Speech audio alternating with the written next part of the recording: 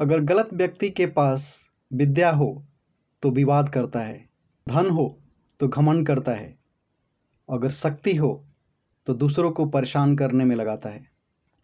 वही अच्छा व्यक्ति विद्या ज्ञान देने में, धन दान देने में और शक्ति दूसरों की रक्षा करने में खर्च करता है।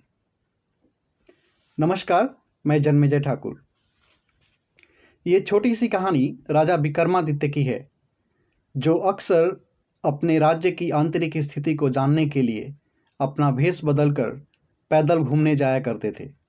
एक दिन वह घूमते घूमते एक नगर में गए जहाँ का रास्ता उन्हें मालूम नहीं था। राजा रास्ता पूछने के लिए किसी व्यक्ति की तलाश में थोड़ा आगे बढ़े।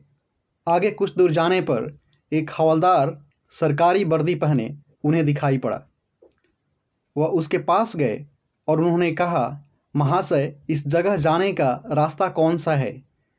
क्या कृपया आप मुझे बताएंगे? हवलदार ने थोड़ी अकड़ दिखाते हुए कहा, चल हट यहाँ से, किसी और दूसरे से पूछ ले।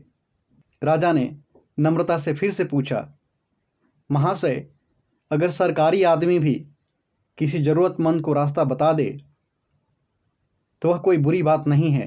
हवलदार ने अपनी भौहें चढ़ाते हुए बोला, अंधा है? मेरी वर्दी को देखकर तू पहचानता नहीं मैं कौन हूँ? राजा ने कहा, शायद आप सिपाही हैं। हवलदार ने कहा, नहीं, उससे थोड़ा ऊपर। तब क्या आप नायक हैं? हवलदार ने कहा, नहीं, उससे थोड़ा और ऊपर। राजा ने कहा, तो क्या आप हवलदार हैं? हवलदार ने गुर्राते हुए कहा, अब तुम्हें समझ में आया मैं कौन हूँ। पर तू ये तो बता, इतनी पूछताछ करने का तेरा मतलब क्या है? तू है कौन? राजा ने मुस्कुराते हुए कहा, मैं भी एक सरकारी आदमी हूँ। हवलदार की थोड़ी सी अकड़ कम हुई। फिर उसने पूछा, क्या तुम नायक हो? राजा ने कहा, नहीं, उससे थोड़ा ऊपर। फिर क्या तुम सूबेदार हो? राजा ने वापस मुस्कुराते हुए कहा, नहीं, उससे थोड़ा ऊंचा। अब हवलदार घबराने लगा, तब क्या आप मंत्री जी हैं? भाई, बस एक सीढ़ी और रह गई है। हवलदार ने गौर से उस व्यक्ति को देखा। वह सादे पोशाक में राजा विक्रमादित्य थे। वह उनके पैरों पर गिरकर माफ़ी मांगने लगा।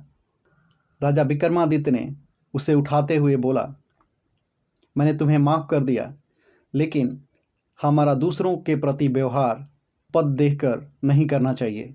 जब तुम भी मेरी तरह बड़े बन जाओगे तो तुम भी विनम्रता का व्यवहार सीख जाओगे। जो जितना ही बड़ा होता है वह उतना ही सहनशील और विनम्र होता है। जैसे फल से लदा हुआ वृक्ष हमेशा जमीन की तरफ झुका रहता है।